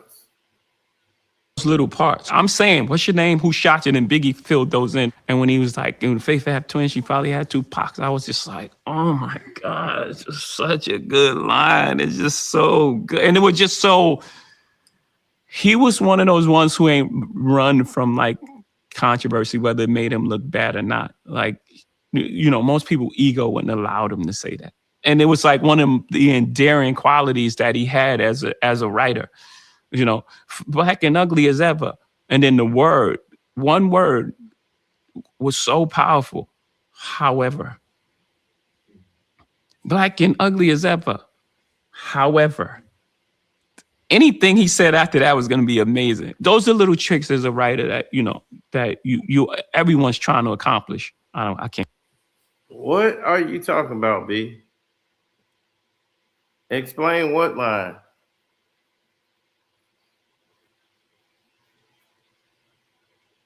What line are you talking about?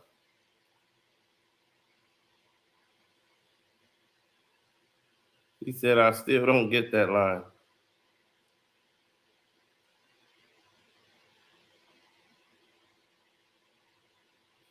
That if Faith have twins, she probably have 2 Pacs.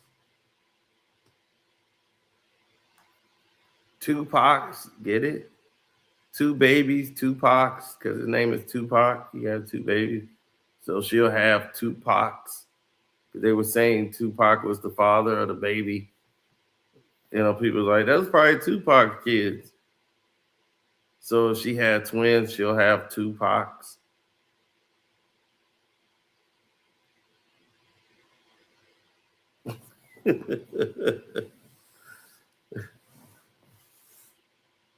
If Faith had twins, she probably had 2 Pacs.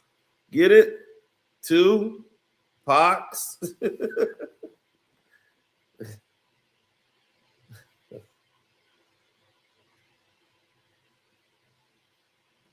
say everyone. That's that I'm trying to accomplish. Like when I'm writing, is like just a word that just changes the framing of the thought in a powerful way in the shortest amount of time.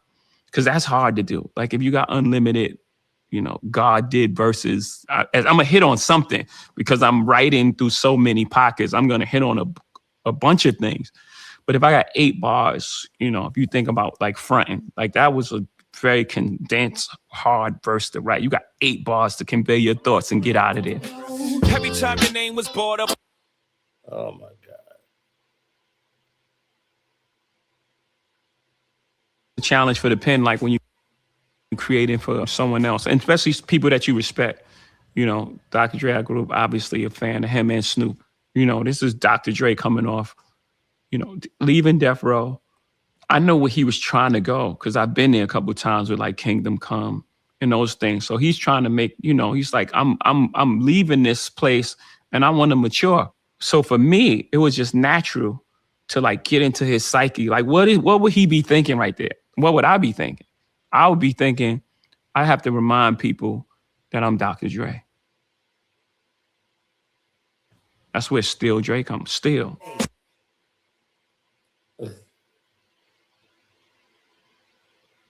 I really thrive like when I'm challenged to like do a thing, to make a word mean more. It's triple entendre, quadruple entendre. That's when I feel like I'm at my best. You can pin yourself in the corner and say, I'm gonna write a song about, alcohol. And I'm gonna just like find clever. A lyrical exercise is a better example. So now I'm just gonna take all these references, about bars and sit-ups and chin-ups and things, and I'm gonna make it make sense, and it can't be corny. Bring your squad, bicep. We don't struggle with undeveloped muscle. You not real, that y'all Achilles heel. Same routine as you see me, you know the drill. I spot you.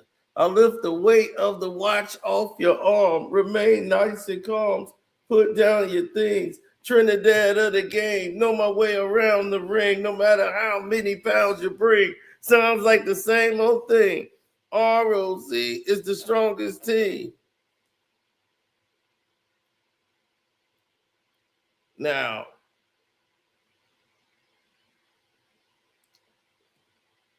you got that, and then you got Stay Chiseled by Nas.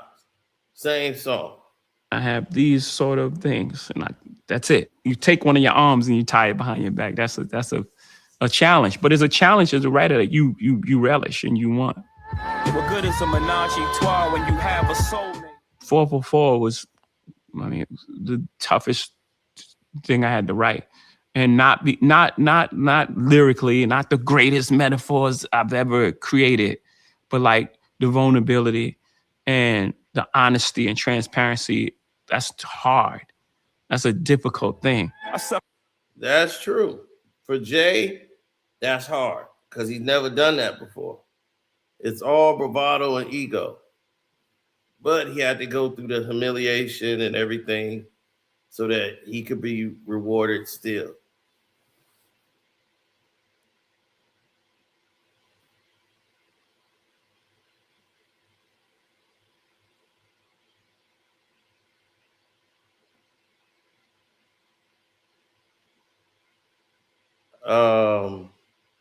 Are you on? You don't get the similarity to lyrical exercise. Stay Chiseled and lyrical exercise. They're both rapping about using bars to make them mean something else, like working out. Using this double entendre through the entire rhyme.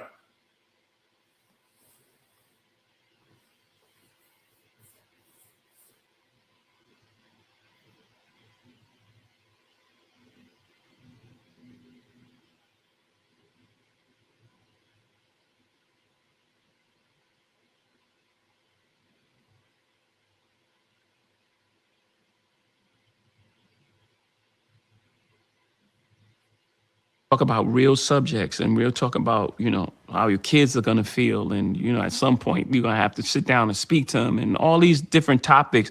That was the most difficult album that I had to write. And Niggas in Paris, I think that as a writer, those are like some of my best moments, some finest moments for me, most rewarding. I wouldn't say best. My most rewarding moments is to make something that people just dancing to, having a good time. But the theme of it is just like, wow, you know. We need to be here. I hate that song. That's some Kanye shit. With Africa and then money and blah blah blah. It's a lot of deep things that's happening at one time. You mentioned like story of OJ. It's like this idea that once you've attained the success, you're a different person. Like you walk in as a different person. And I believe like OJ got to a point where he thought he was bigger than race. And he was like, no, I'm not black, I'm OJ. And it was like, okay, right?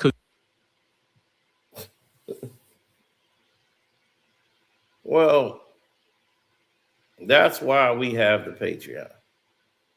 Because moments like that, they open up and they show you the idea of what's what.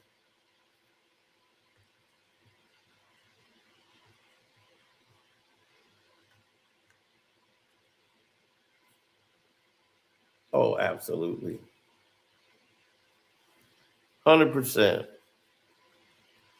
Now, when he talked about writing for other people, right, it's got to be people like pretty much, you know, respect, or they respect your writing game. You can't write for you when you write for other people.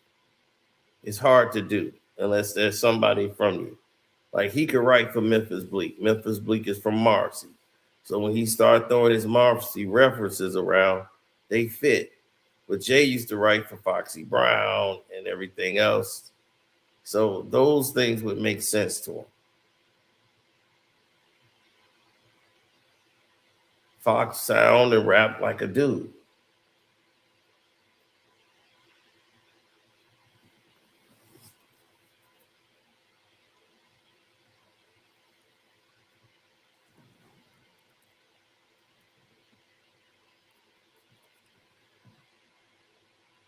Oh yeah, 100%.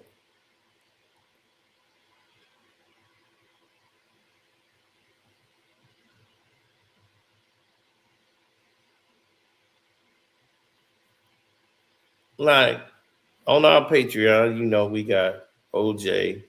Y'all didn't know Debo and OJ didn't get along. And they went head to head.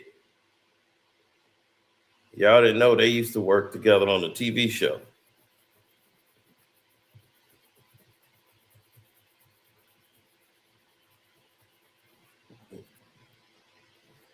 And Juice basically got him kicked off the show. So, yeah, that's all on the Patreon, man. You'll figure out why.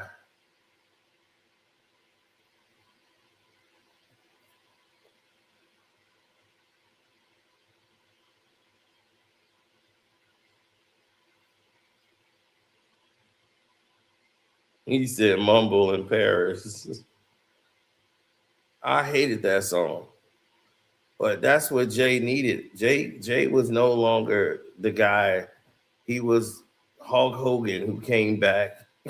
Hulk Hogan documentary. I was like, well, this is Jay-Z life story. Jay-Z came back, tried to take the reign over after walking away, retiring. And now here he back with this Kingdom Come album. And on your first song, right before the song play, you come back. I couldn't stay away, y'all. I'm sorry.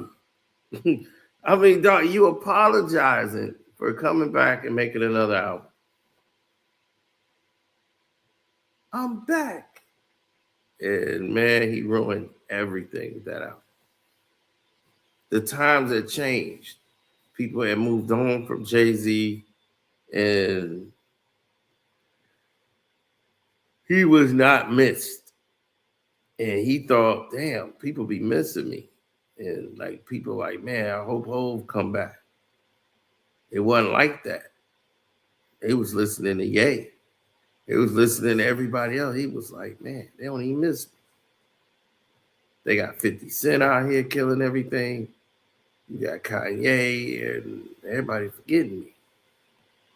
I done came out on a few features and did like a song here and there. Nobody checking for me. That ego. Next thing you know, oh, Jay's getting the itch. Then he came back with that Kingdom Come, them whack tracks. And I'm like, oh my God, this album is bad. And he was just out there with no direction because he had no information. He had nothing around him. He got rid of everybody.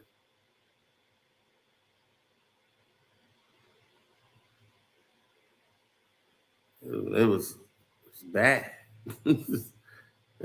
Wasn't no Dame, wasn't no, state property. Dudes was gone.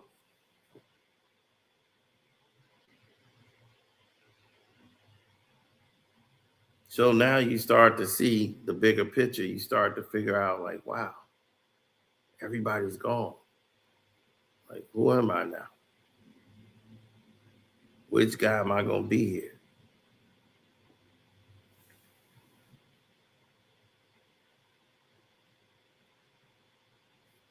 Right, you stuck and you trying to get out of pocket.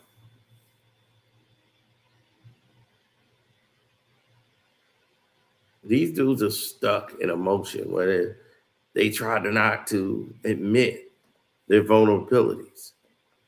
So if you in that frame of mind, that frame of mindset, this is what it's going to look like constantly.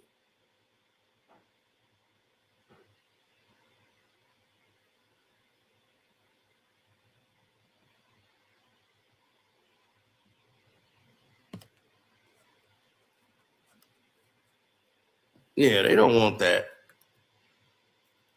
When you got people like Jay that's telling you X, Y, and Z, that's what he wants you to believe.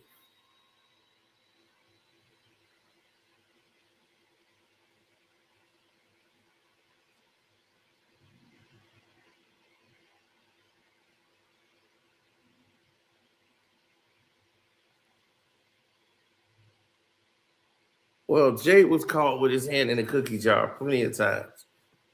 Jay-Z tried to make a lost tapes like Nas and thought it would go unnoticed.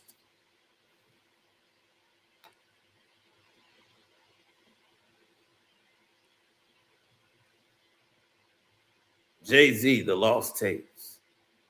Nas is like, you gotta be kidding me. So when Nas called Def Jam and Jay-Z trying to make a lost tapes, this one don't go over well. So you'll learn that on the Patreon too.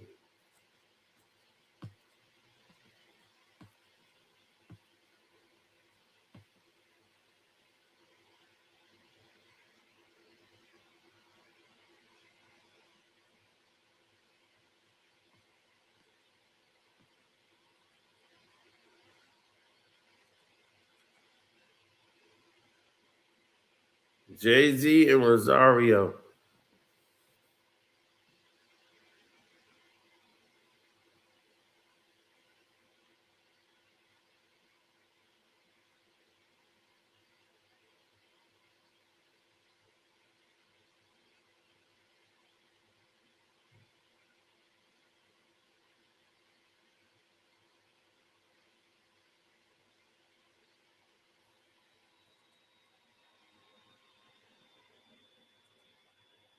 Mm-hmm. Yep. So that's all on the Patreon. The moment you're not OJ, we're gonna see how that ends, right? Whereas, myself, I show up as myself, and writing that in the song is just like there's a responsibility that I have, and I think everyone has that's come from certain places where we come from that just comes with it. That's just the responsibility you carry. Like when you walk in the room, you ain't walking in just a solo. You represent the history of what's been done in this country, and it don't have to be all loud. It's like every second of the day, but it's there. It's like air. The thing about B is she's actually an underrated songwriter. She really can write songs, but she does so much that I think what she gravitates towards is a producer. I think she likes songwriting. I never asked her this question. I'm going to ask her this question, but I think she likes songwriting. She loves producing.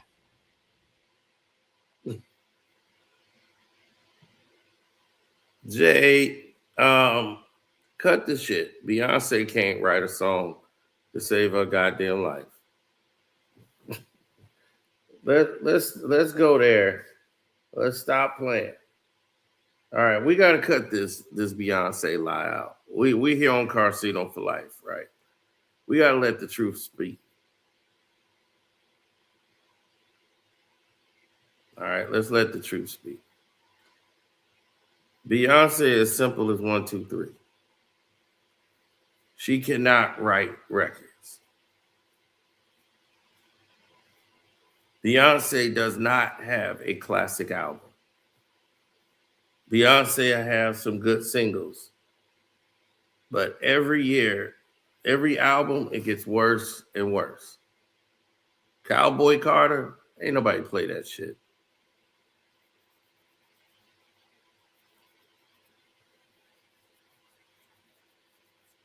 Let's be honest. Who was bumping Cowboy Carter?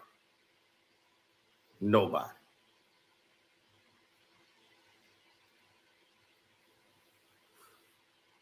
If I ask people what was Beyonce's best album, who can tell me?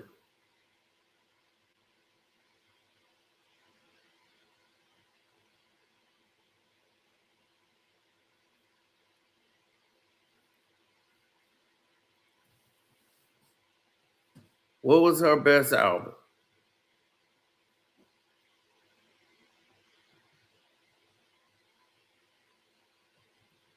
It's either her first one or her second one, where she wrote none of the goddamn records. All her hit records, Beyonce ain't wrote a damn note. She didn't write Single Ladies. She didn't write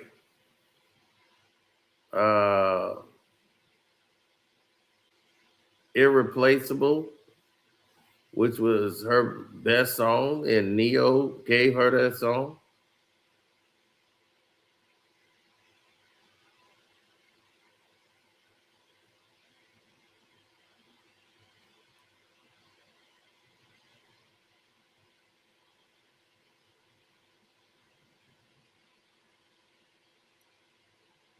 Dog, y'all don't even understand. Jay uses Beyonce. I try to tell you, Beyonce is a product. He uses her as a product.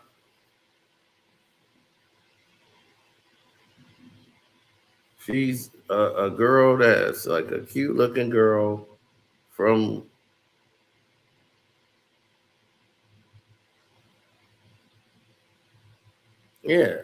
she's a cute girl from Texas who is trained herself to be an artist. That's her goal. She wanted to be a performing artist so bad and a star since she was a little kid. Awkward with people. Girls wanted to beat her up at school because she was the wavy, light-skinned girl. And Solange had to go up there and beat her up.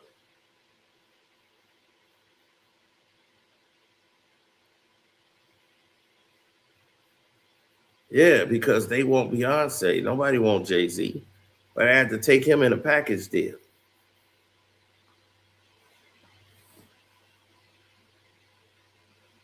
So he's living off Beyonce.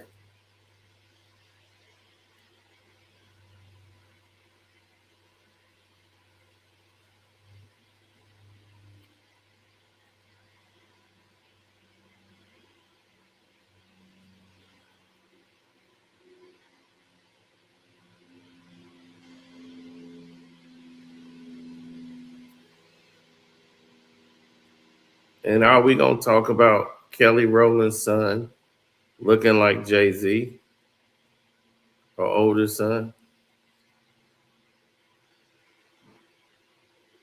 That he looked like a young Jay-Z.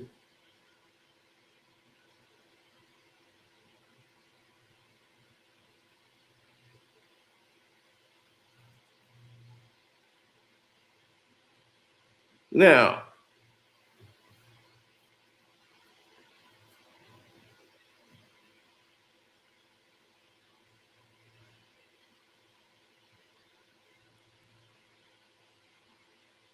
this is why y'all got to be on the Patreon so y'all could be caught up on stuff like this.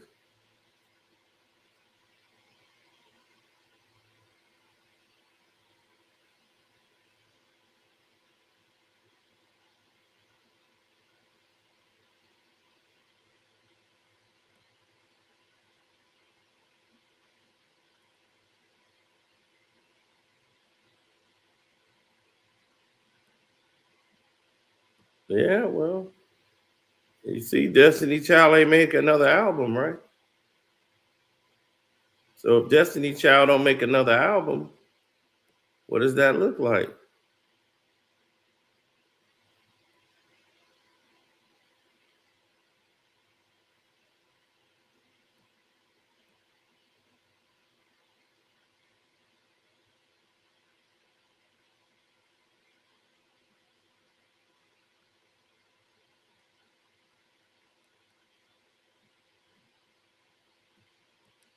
Because the thing she does is unbelievable. It's like she'll hear a snare from a song that maybe we heard once a year ago, where she'll just pull a snare from somewhere, or like take this song and mix it with this song and then put that bridge over here, or, you know, have a completely different song on a completely different beat and make it work for a whole other project.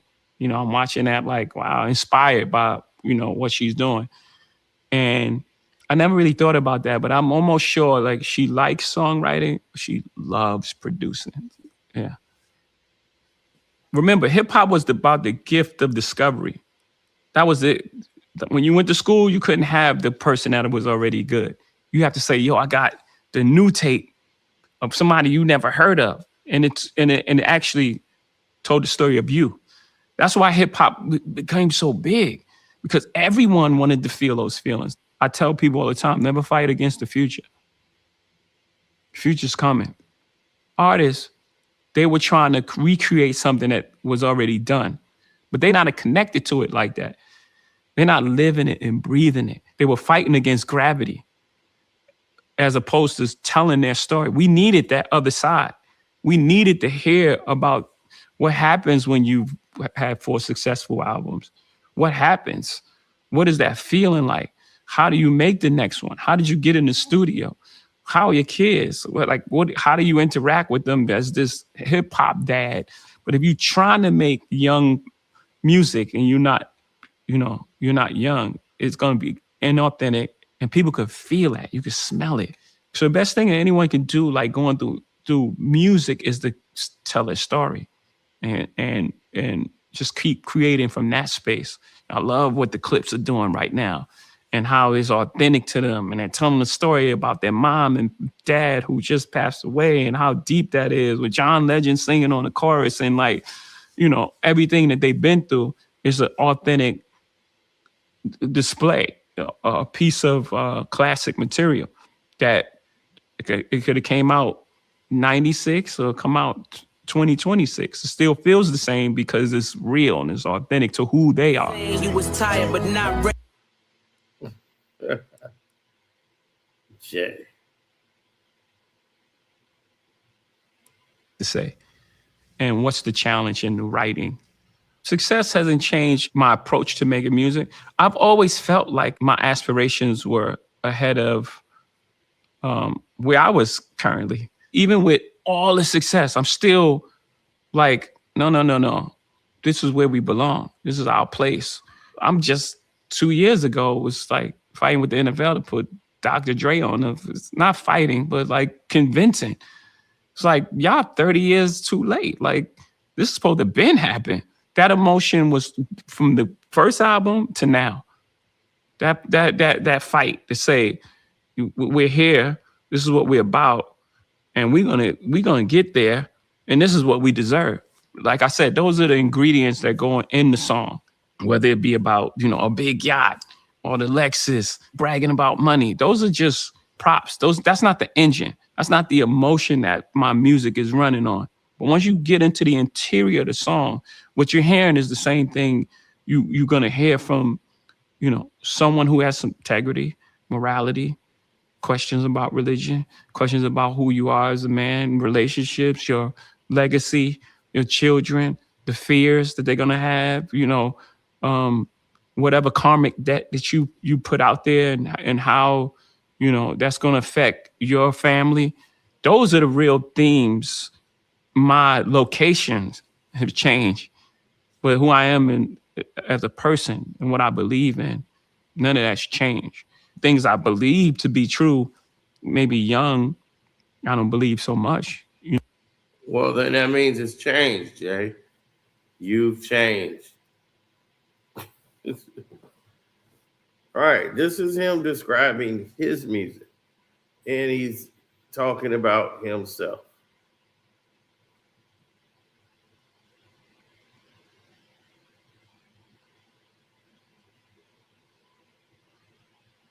Yeah, well, when you get to the dynamics,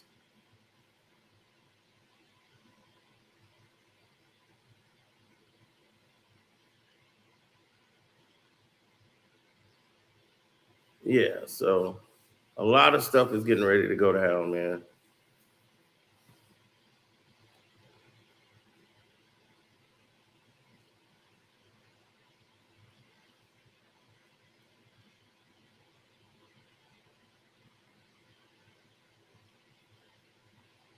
He has woman logic. Well, he has a very pretty much a soft spoken, docile flow.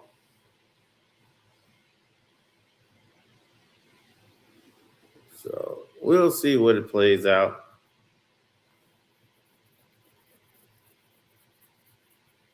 But basically, this is the end of it. A lot of street codes and things like that may have messed with our emotional intelligence. Money over hoes. That's a terrible concept. It sounds good. So yeah, some of those things change, but the foundation of the struggle, I'll fight to be recognized in a country that doesn't see us in that light. Those themes and emotions, I still try to convey them. You fill it in, long as the No. That's a terrible concept. Money over hoes is a terrible concept. So we supposed to put hoes over money? That's a better concept, Jay? Jesus Christ. This dude, and he talking about he ain't changed. You changed. You changed, man. But anyway, I'm gonna get out of here, man. This is what happens when ego gets in the way. You start interviewing yourself. That was Jay just talking. You ain't hear damn near no questions. Jay just answering his own goddamn questions.